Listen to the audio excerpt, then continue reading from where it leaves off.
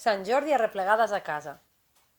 Us explicarem uns contes del llibre Cuentos para antes de despertar, por Nunila López Zalamero, ilustraciones Miriam Camero Sierra. En el mundo de los colores, cada uno tiene su forma de ser. Está el verde, el color de la esperanza.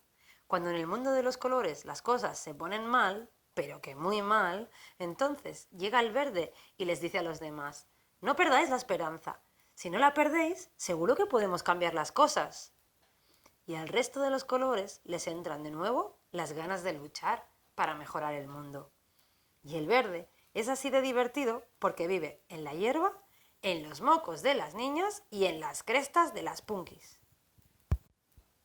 Al amarillo le encanta alimentar a los demás. Sobre todo vive en el cereal. Lleva mucho tiempo mal repartido y últimamente muta con facilidad. El color naranja, que es un color que da calor, cuando el resto de los colores tienen frío, van donde el naranja y vuelven a estar calentitos. Eso es porque el naranja vive en el sol. Se parece mucho a la pipi calzas largas. El marrón, que lo pasaba fatal porque siempre que ocurre algo malo en el mundo de los colores, todo el mundo dice: ¡ha sido el marrón! ¡Ha sido el marrón! Y el marrón estaba tan harto de comerse marrones que se fue a vivir al bosque. Ahora, cuando los colores están agobiados, van con el marrón y se tranquilizan. El rojo, que siempre se está metiendo en líos políticos, líos de amor, vive en el corazón y en el sarampión.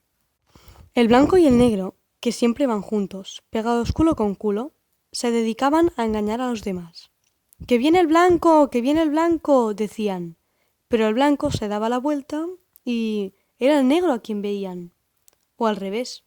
Pero la verdad es que el blanco y el negro no engañaban a nadie. Iban siempre juntos porque sabían que todo lo bueno contiene algo malo, que todo lo malo alberga algo bueno, igual que la luz y la sombra. Ah, que se me olvidaba. Quedaban dos colores, el rosa y el azul, que eran dos colores muy cariñosos, generosos, fuertes y valientes. Pero al rosa le habían prohibido pensar y decidir, y al azul le habían prohibido llorar y tener miedo. Y por si fuera poco, al rosa le habían dicho: tú solo jugarás con muñecas. Y al azul le habían dicho: tú solo jugarás con la pelota. Y resulta que al azul le encantaban las muñecas, y el rosa se lo pasaba genial con la pelota.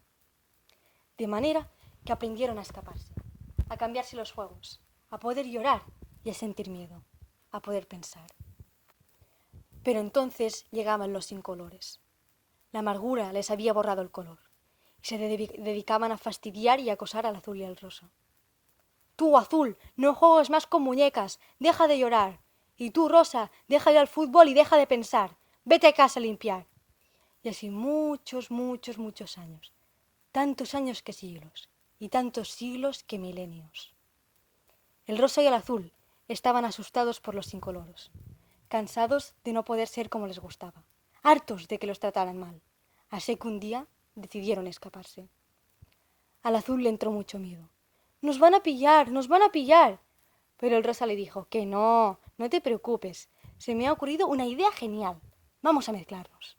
Si nos mezclamos, saldrá un nuevo color y nunca nos encontrarán. Y fue así como salió el lila. Por eso, el color lila es un color muy cariñoso y muy generoso, al que le encanta cuidar a los demás. Muy listo y muy valiente, que cuando tiene miedo llora y se le pasa. Y además juega al fútbol, a las muñecas y a todo lo que le da la gana. Es por eso que el lila vive en todas las personas que eligen libremente vivir sus infinitas mezclas. Y el lila nunca se olvidó de que es la unión del azul y el rosa.